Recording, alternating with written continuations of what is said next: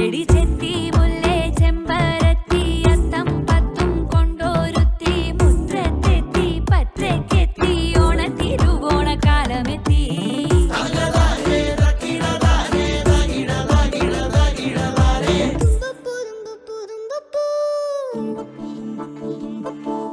തുമ്പയാണേ 10 മണിക്ക്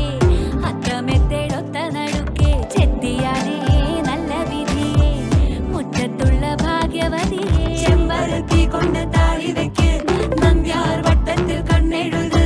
ശംഖുപുഷ്പം പെരുത്തോർമ തന്ന് മുക്കുറ്റി കൊണ്ടു മുറി ഉണക്ക്